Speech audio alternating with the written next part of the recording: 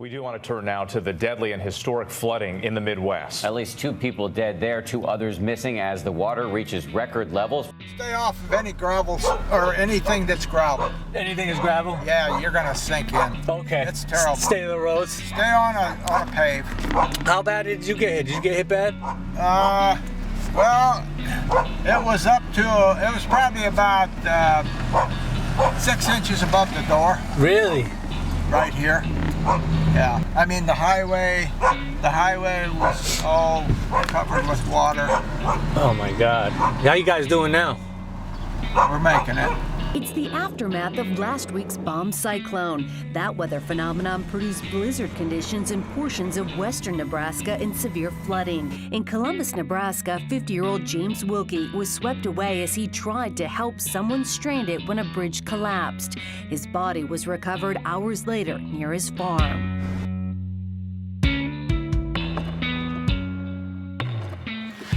Doug and Eric Alvarez are trying to round up the surviving hogs on their 9-acre farm in Fremont, Nebraska. There aren't many. We probably lost right at 700 head. How many do you think you've been able to save? 14. Where are you from? I'm actually living in New York. Really? Yeah. Yeah, see, there wasn't much on the national news. No. We were without TV. You know, everything is closed. You couldn't get no place. Weather has a way of bringing people and communities together. That's what's happening in North Bend as the town prepares for flooding. A little farther out of the metro, the community of North Bend is dealing with flooding. The center of the operation was at the high school.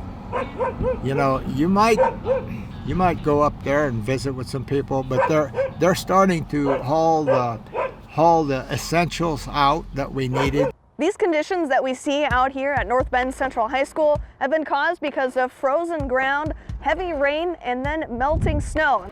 Well, we are in the recovery phase after a pretty extensive flood that's consumed the last 2 weeks of our lives here in North Bend, Nebraska. It's been the most rewarding 2 weeks of my professional career, hands down. Have you experienced flooding in this area before? Because I know Nebraska tends to have flooding as an issue. Nothing this pervasive. We've never seen anything that has truly swallowed up our town like this flood. And it flooded a couple of years ago too? Not like this. Not like this. This is worse? Not like this. Really? Yep. Not like this. I've been here 30-some years and I've never seen a flood like this. Was this like water? Like yeah, all the way up the driveway to the garage, and water was coming in the back of the garage too. So our students have been without school for 2 straight weeks, but the education they've received is life-altering, in my opinion. Hey, Louie! Come on, man! You're supposed to do an interview over here, Lord. I'm like, come on. Well, I'll get him out of there then. He's led the student effort here. Shut it down, Louie.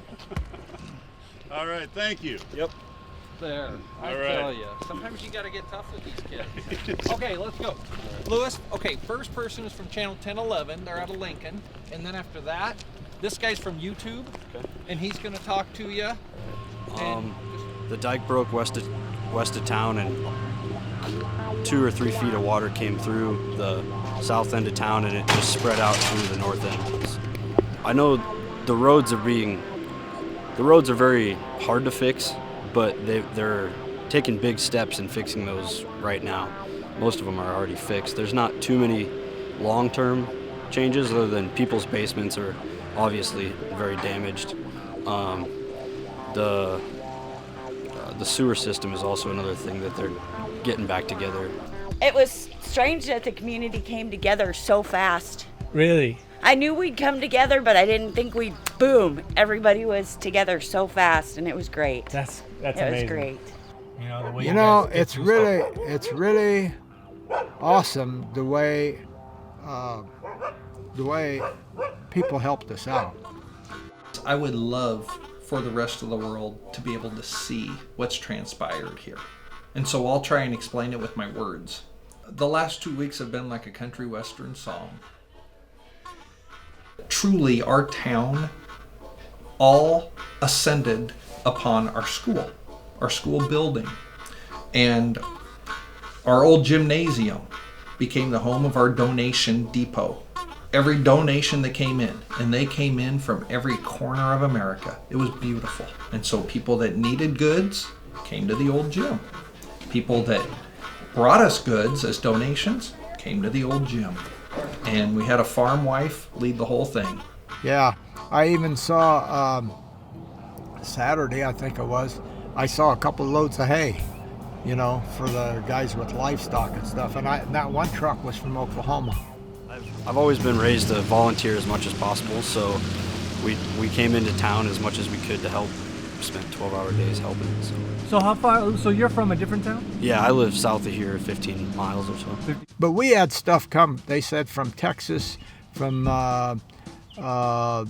like Louisiana, where the hurricanes have been and stuff, Okay, from sure, Florida. yeah. You know, we'd send them stuff, you know, and they remembered us, you know. It's been life-changing. Not many people get to see a natural disaster in their hometown. It's taught me a lot about working together as a team, and you can't get frustrated when you get tired. Good luck with everything. Yeah. Thank you. I'll give you a little hug. Okay. It's okay. All right. We all got to go through some devastation. That's right. I guess that's right, huh? You can probably go about 100 miles west. And from 100 miles west all the way down here was bad news. Actually, there was a dam broke up at Niobrara, which is probably 140, 150 miles. And that's the Niobrara River up there. And there was a dam broke, and it wiped out a whole town. Totally wiped out a whole town. Do you know the name of that town? Niobrara. Oh, I'm sorry. How do you spell that? That's okay, Niobrara. It's like a moonscape of miles of icebergs.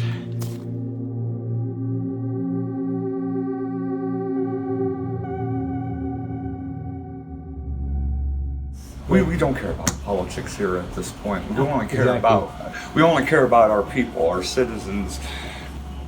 Like I said, we're a hardy bunch, and we knew we were going to have to take care of ourselves. As it was going on, I think Nebraska as a whole said, well, we're not going to be in the national news. There's not going to be much help for us. So we'll take care of our own. And we did. Are you videoing me? I think you've been videoing me for a minute, buddy. Folks, some new video just in from northern Nebraska. Authorities say a dam has failed on a river. You can see the harsh conditions there. Warm weather followed by massive amounts of rain caused water and ice to flood on a highway. Some of the sheets of ice are as much as 4 feet thick. 3 people who live near the dam are still missing.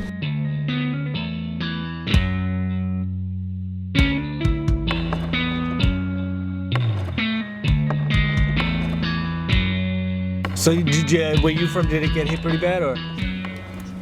Down south. Down south. Yep. All right. River, but I'll get out your way. yeah, just don't stop. Copy that. All right, man. Have a good day. Down here we can see is basically where the water went through, and then the ice just kept pushing off to the side, which then damaged our clubhouse / our golf cart shed.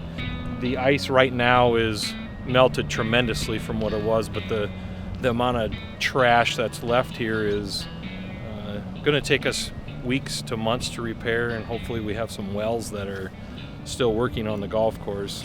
And since most of the roads coming into town are closed off or destroyed, many local business owners fear the lack of people coming into the small tourist town could seriously hurt the town's economy. We had a local cafe here also destroyed by the ice, and then we had a grain elevator, and a empty at the time was trying to sell an old a building that housed hay. So as we could see, most of the damage was done by ice.